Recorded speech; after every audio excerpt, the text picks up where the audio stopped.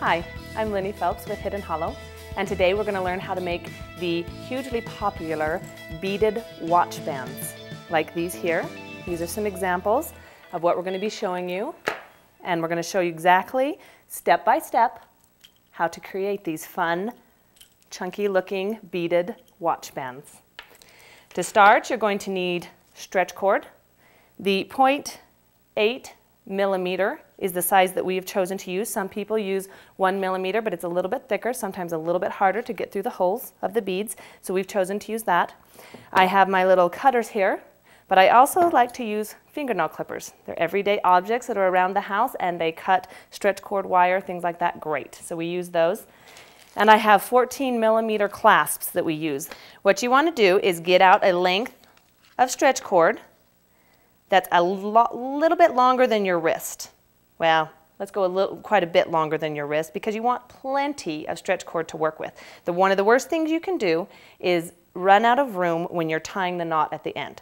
And then you take that amount and you simply double it, like that. And here we already have our piece cut and ready to go. You get your clasps and you're going to check them to make sure that they open and close correctly. Because the last thing you want is to create your watch and then find out that your clasps don't work. Okay, so here we have some working clasps, and you're just going to slide them onto the stretch cord. Imagine in your mind that you have your watch face sitting there in front of you, and you're going to imagine how they hook onto the watch face, and that will help you position them correctly. You want to take your watch face, a watch face like this, and measure how long the bar is. Here you have the clasp, one clasp. You can imagine you have your second clasp, and you need a bead to keep them apart there.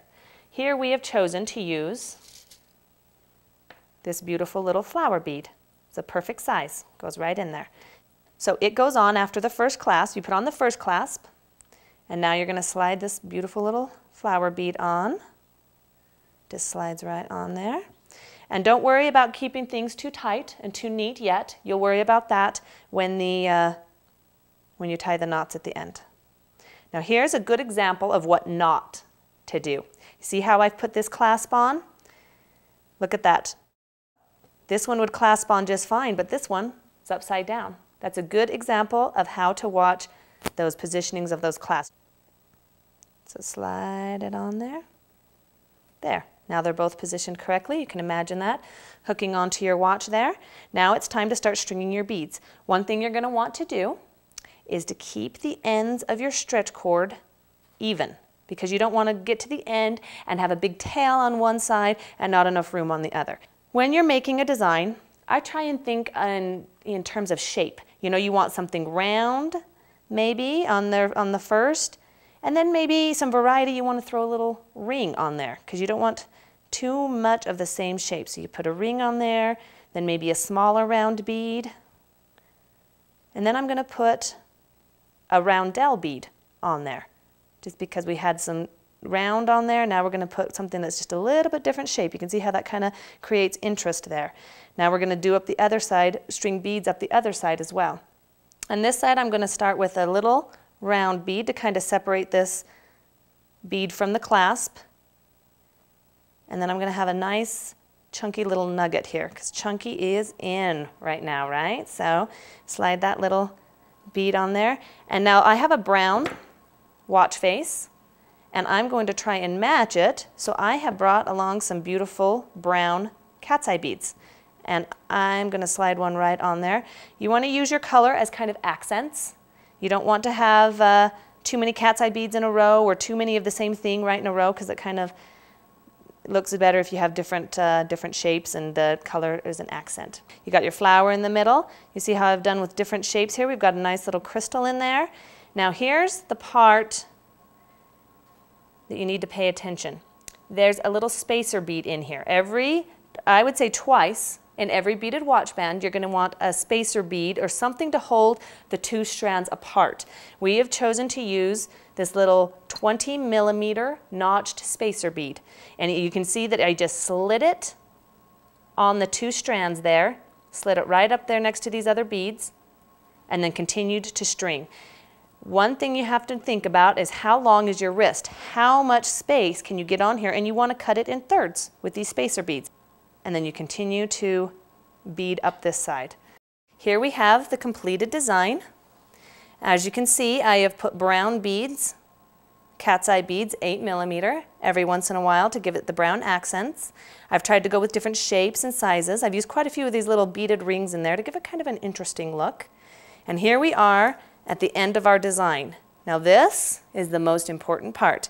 Here the stretch cord just wound up and around, so there was no tying and no ending of the stretch cord, but here's where we're going to end it. You're going to take and slide on, oh, again, always check your clasps. All right, slide it on and make sure that you imagine your watch sitting there. How's it going to hook on? Do they look the same as the other side? Because you don't want upside down clasps. All right, so here we have our clasp and slide it on. And we're going to slide in that another one of those beautiful little flower beads again. And we're going to put on another clasp. Always make sure it's working. Nice. All right, so you've strung your flower and your clasps on as if it's part of the design on this side. But then you take it, and watch closely, you're just going to take these two sides and you're just going to tie a simple knot. Now it looks kind of messy right now, but don't worry, it all comes right. You just tie a knot. Now you're going to pull, because this is stretch cord and you don't want a lot of slack, so you just pull, pull. Don't worry, you're not going to break it. So go ahead and pull, and you want a double knot there, right underneath that second clasp. Can't show you what I'm doing here. You're just tying a basic double knot, just like you do in anything. Nice and tight. Okay, look at that. Beautiful. And you see this end looks just like this end because you've tied it over here. Now, here's the important part. You can take any kind of jewelry cement, that works great, but also just super glue. You picked up your local supermarket will work as well. That's what I usually use. You just take it and you find your little knot and you just dab on the tiniest little drop. Now you're going to take your scissors or fingernail clippers or your wire clippers, whatever you've got, and you're going to clip that stretch cord off right at that knot. Just careful not to cut the knot itself. Okay, there we go.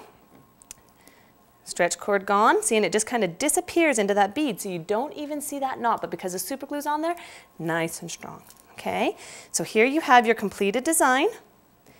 You have your cute little brown watch face. Bring it around. Now the wonderful thing about these beaded watch bands are they're interchangeable. You can make 7 brown ones that match this brown watch, or you can get a white watch face and have all different colors and match every single outfit you own. And slide it on, ready to go. Look at that. Show you some examples.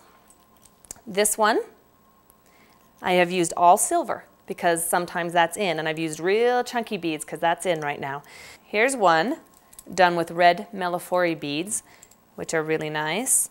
And I have taken one of these open beads that you can just string the stretch cord right through here and then through this bead, kind of giving it a floating look. It's really interesting. This last one I did with a mother of pearl face, and so I used some of our pearls that you can get from our pearl section. And I have used beads here instead of spacers. This is a different technique, and I'm gonna demonstrate that in just a second. And all you're gonna do is take one of these ends of your stretch cord, run it through the bead. Now, one thing you have to make sure is that this hole is big enough to accept stretch cord twice, because it's going to go through. You're going to take the other side and also string it through the exact same bead. So you're crossing your stretch cord within the bead, which sometimes can be tricky. There we go. So now you have this, and you just pull until it comes up flat against those beads, you see? And it works as a spacer. I'm Lindy Phelps with Hidden Hollow. Thanks for watching. Visit us at hhbeads.com for more tips, how-to videos, and a great selection of beads.